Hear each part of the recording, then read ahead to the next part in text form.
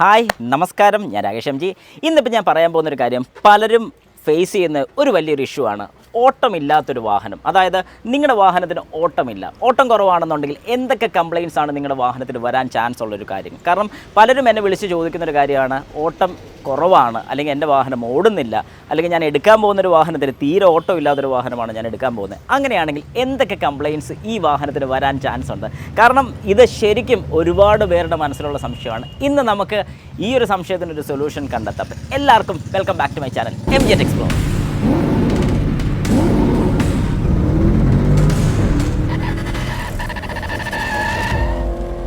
Okay, അപ്പോൾ നമുക്ക് start ചെയ്യാം. ആദ്യത്തെ മെയിൻ കാര്യം, അല്ലെങ്കിൽ നിങ്ങളൊരു വാഹനം എടുക്കാൻ വേണ്ടി ചെല്ലുന്ന സമയത്ത് ആദ്യത്തെ ഒരു മെയിൻ കാര്യം ഞാൻ പറഞ്ഞത്, സെക്കൻഡ് ഹാൻഡ് വാഹനം എടുക്കാൻ ഉദ്ദേശിക്കുന്ന ആളാണെന്നുണ്ടെങ്കിൽ, അല്ലാത്ത പക്ഷം നിങ്ങളുടെ സ്വന്തം വാഹനം ഓട്ടോ ഇല്ലെന്നുണ്ടെങ്കിൽ ജസ്റ്റ് ഇങ്ങോട്ട് നോക്കിയാൽ മതി. ഫസ്റ്റ് കാര്യം നമ്മുടെ ടയർ. പലപ്പോഴും നമ്മൾ ശ്രദ്ധിക്കാത്തൊരു കാര്യം, അല്ലെങ്കിൽ നമ്മൾ ഏറ്റവും കൂടുതൽ ശ്രദ്ധിച്ചിട്ട് പറയുന്നൊരു കാര്യം, എന്നാ കട്ടയാണ്, ഈ ടയർ നല്ല കട്ടയുണ്ടല്ലോ, ഇനിയും ഒരുപാട് ഓടും. ശരിക്കും കട്ട നോക്കി ഒരിക്കലും ടയറിൻ്റെ ലൈഫ് നമ്മൾ വിലയിരുത്തരുത്. കാരണം എന്താണെന്ന് പറഞ്ഞാൽ, ഈ കട്ട നമ്മൾ ഒന്നുകൂടെ ശ്രദ്ധിച്ച് നോക്കിക്കഴിഞ്ഞാൽ നമുക്ക് അതിനകത്ത് ചെറിയ ക്രാക്സ് ഒക്കെ കാണാൻ സാധിക്കും, ചെറിയൊരു പൊട്ടൽ പോലെയൊക്കെ കാണാൻ സാധിക്കും. എന്തുകൊണ്ടാണെന്ന് ചോദിച്ചാൽ, നമ്മൾ വാഹനത്തിൻ്റെ ടയറിൻ്റെ വർഷം ശ്രദ്ധിക്കുക.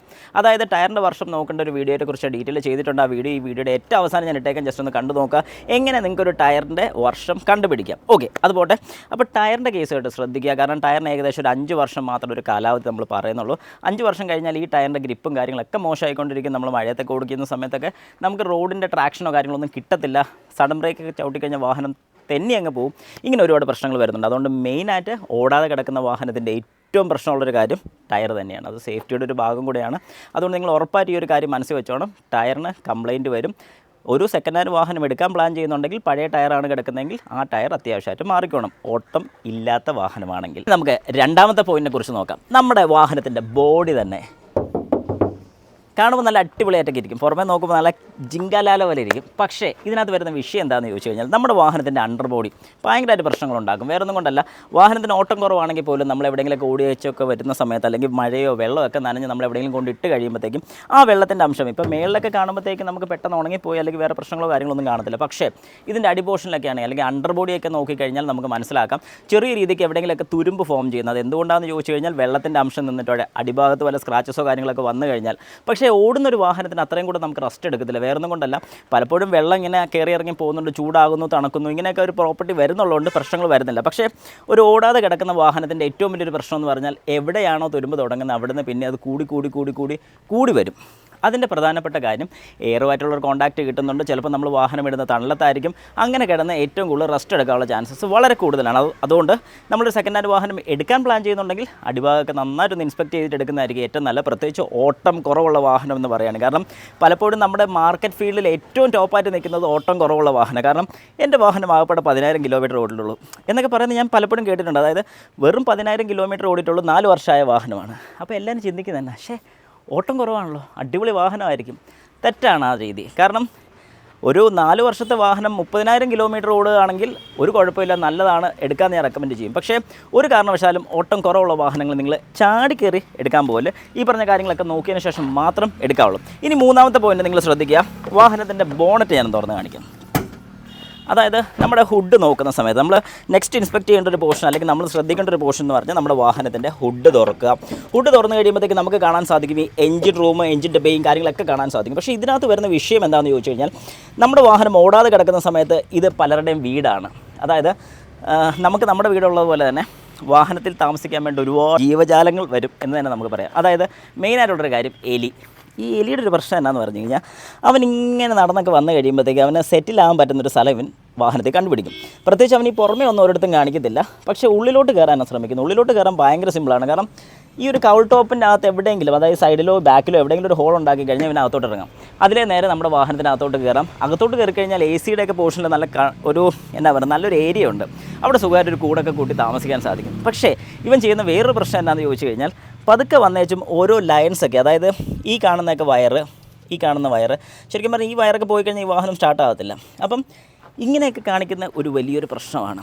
എന്തുകൊണ്ട് കാണിക്കുന്നു എന്ന് ചോദിച്ചു കഴിഞ്ഞാൽ, ഓടുന്നില്ല. അപ്പോൾ നമ്മൾ എന്താ മനസ്സിലാക്കേണ്ടത്, ഓടാത്ത വാഹനത്തിൽ വേറെ ഓരോ ജീവികളൊക്കെ കയറിയിരുന്ന് നമുക്കിതുപോലെ പണിയും കാര്യങ്ങളൊക്കെ കിട്ടും.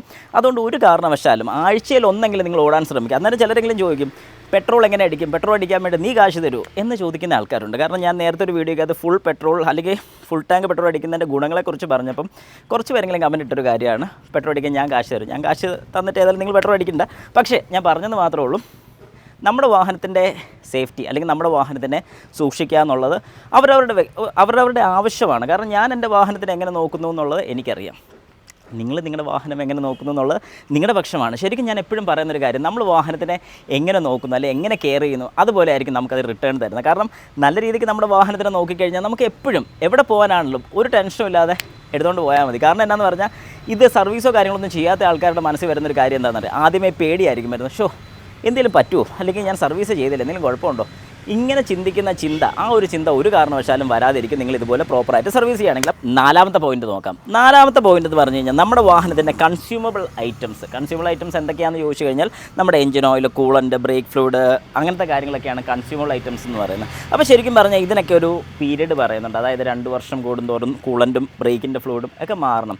അപ്പോൾ ശരിക്കും പറഞ്ഞാൽ നമ്മളിതൊക്കെ പ്രോപ്പറായിട്ട് റീപ്ലേസ് ചെയ്തില്ലെങ്കിൽ പോലും, ഇപ്പോൾ ബ്രേക്ക് ഫ്ലൂയിഡ് യൂസ് ചെയ്യാതിരിക്കുമ്പോൾ പ്രത്യേകിച്ച് വലിയ വ്യത്യാസം കാണത്തില്ല. പക്ഷേ ബ്രേക്ക് ഫ്ലൂയിഡിന് ചെറിയൊരു കളർ വ്യത്യാസം വരും, ഒരു ബ്ലാക്കിഷ് കളർ വരും. അത് വേറൊന്നും കൊണ്ടല്ല, എയറുമായിട്ടുള്ള കോൺടാക്റ്റ് വന്നിട്ട് ചെറിയ വാട്ടറിൻ്റെ അംശവും കാര്യങ്ങളൊക്കെ അതിനകത്ത് ഫോം ചെയ്യുന്നതിൻ്റെയാണ്. അതുകൊണ്ട് കൃത്യമായിട്ട് അത് മാറി വിട്ടിട്ടില്ലെന്നുണ്ടെങ്കിൽ, അല്ലെങ്കിൽ മാറാതെയൊക്കെ ഇരിക്കുന്ന വാഹനമാണെന്നുണ്ടെങ്കിൽ ഉറപ്പായിട്ടും അത് പണി കിട്ടും. അതുകൊണ്ട് ബ്രേക്ക് ഫ്ലൂയിഡും കൂളൻറ്റും ഈ പറഞ്ഞ 2 കാര്യങ്ങൾ നിങ്ങൾ ഒരു കോംപ്രമൈസും എടുക്കാതെ 2 വർഷം ആകുമ്പോഴത്തേക്കും കൃത്യമായിട്ട് മാറിക്കോണം. 20,000 കിലോമീറ്ററാണ്. ഇപ്പോൾ ഈ പറയുന്ന പോലെ ഓട്ടോ ഇല്ലാത്ത വാഹനമാണെങ്കിൽ നമ്മൾ 20,000 ആകുന്ന വരെ നമുക്ക് നോക്കിയിരുന്നിട്ട് കാര്യമില്ല. ഉറപ്പായിട്ടും ഈ പറഞ്ഞ 2 കാര്യങ്ങളും റീപ്ലേസ് വിട്ടണം. പിന്നെ എഞ്ചിൻ ഓയിൽ, ശരിക്കും പറഞ്ഞാൽ പലരും നോക്കുന്നൊരു കാര്യം, സ്റ്റിക്ക് എടുക്കും, ഇങ്ങനെ നോക്കും, ഓയിലുണ്ടല്ലോ, തൂത്തിട്ടിട്ട് നോക്കിക്കഴിയുമ്പോൾ ഓയിൽ പക്കയാണ്, ഇത് മാറേണ്ട കാര്യമൊന്നുമില്ല. ശരിക്കും ഈ എഞ്ചിൻ ഓയിൽ സ്റ്റിക്ക് കുറഞ്ഞിട്ടല്ല എഞ്ചിൻ ഓയിൽ മാറേണ്ടത്. എഞ്ചിൻ ഓയിൽ മാറേണ്ടതെന്ന് പറഞ്ഞാൽ ഓട്ടമില്ലാത്ത വാഹനമാണെങ്കിൽ പോലും കൃത്യം 1 വർഷം കൂടുന്തോറും ഓരോ വർഷം നിങ്ങൾ ഓയിൽ മാറി വിട്ടണം. ഞാൻ കഴിഞ്ഞൊരു വീഡിയോയിൽ എപ്പോഴും പറഞ്ഞിട്ടുണ്ടായിരുന്നു, അതായത് 6 മാസം കൂടുന്തോറും അല്ലെങ്കിൽ 5000 കിലോമീറ്റർ കൂടുമ്പോൾ ഓയിൽ മാറുകയാണെങ്കിൽ നല്ലതാണ്. പക്ഷേ ഒരു കാരണവശാലും അത് ഫോളോ ചെയ്യണമെന്ന് ഞാൻ പറയത്തില്ല. അത് ഇഷ്ടമുള്ള ആൾക്കാർ, വാഹനത്തിനോട് ഇഷ്ടമുള്ള ആൾക്കാരും വാഹനത്തിനെ സ്നേഹിക്കുന്ന ആൾക്കാരൊക്കെ എനിക്ക് പേഴ്സണലായിട്ട് അറിയാവുന്ന ഒത്തിരി പേരുണ്ട്. ശരിക്കും 5000 കിലോമീറ്റർ ആകുമ്പോൾ എന്നോട് പറയും ഓയിൽ മാറാൻ. ഞാൻ പറയും മാറേണ്ട കാര്യമില്ലല്ലോ, എന്നാലും മാറി വിട്ടു. അതാണ് അവിടുത്തെ രീതി. അത് വേറൊന്നും കൊണ്ടല്ല, ഞാനിത് എടുത്ത് പറഞ്ഞതിൻ്റെ കാര്യം എന്ന് പറഞ്ഞാൽ അതുപോലെ വാഹനത്തിനെ സ്നേഹിക്കുന്ന വ്യക്തികൾ എന്തിന്, കാരണം അവർക്കറിയാം ഇതുപോലെ ഹീറ്റാകും തണുക്കും, ഇതിൻ്റെ പ്രോപ്പർട്ടി ഫുൾ ഇരിക്കുന്ന ഈ എഞ്ചിൻ ഓയിലാണെന്ന് അറിയാവുന്ന ആൾക്കാർ ഇത് കൃത്യമായിട്ട് മാറിവിടും. അതുകൊണ്ട് നിങ്ങളിപ്പോൾ എടുക്കാൻ പോകുന്നൊരു സെക്കൻഡ് ഹാൻഡ് വാഹനമാണെന്നുണ്ടെങ്കിൽ ഉറപ്പായിട്ട് അത് എടുത്തതിന് ശേഷം ഓയിൽ മാറിക്കണം. ഇനി അതല്ല ഓട്ടോ ഇല്ലാത്ത വാഹനമാണ് നിങ്ങളുടെ ഇരിക്കുന്നതെങ്കിൽ ഈ എഞ്ചിൻ ഓയിലിൻ്റെ പ്രോപ്പർട്ടി നശിക്കും, ഉറപ്പായിട്ട് നശിക്കും. അതുകൊണ്ട് അത് എത്രയും പെട്ടെന്ന് റീപ്ലേസ് വിട്ടോണം. പിന്നെ ഓടാതെ ഇട്ടേക്കരുത്, ഓടിക്കണം. 5ാമത്തെ പോയിന്റ്, നമ്മുടെ വാഹനത്തിൻ്റെ കൺസ്യൂമേഴ്സിൻ്റെ കാര്യം നമ്മൾ പറഞ്ഞു. കൺസ്യൂമർ എന്ന് ഉദ്ദേശിച്ച് engine oil, coolant, brake fluid എന്നൊക്കെ ഞാൻ പറഞ്ഞായിരുന്നു. അതല്ലാതെ ഇനി ഇതിനകത്ത് വരുന്ന പാർട്സുകൾ, അതായത് പാർട്സ് എന്ന് പറയുമ്പോൾ മൂവിങ് പാർട്സ് ആകാം, നോൺ മൂവിങ് പാർട്സ് ആകാം, ഇതിനൊക്കെ കംപ്ലയിൻറ്റ്സ് വരാനുള്ള ചാൻസസ് വളരെ കൂടുതലാണ്. അതായത് ഇപ്പം നമ്മുടെ ഈ വാഹനത്തിന് ജസ്റ്റ് ഒരു എക്സാമ്പിൾ പറയാനാണ്, ഞാൻ ടയറിൻ്റെ ഒരു കേസ് പറഞ്ഞായിരുന്നു. ഈ ടയറിനകത്ത് വരുന്ന ഒരു ബെയറിങ്, അതായത് ടയറിനെ ഫ്രീ ആയിട്ട് കറക്കുന്ന വീൽ ബെയറിംഗ് ആണ്.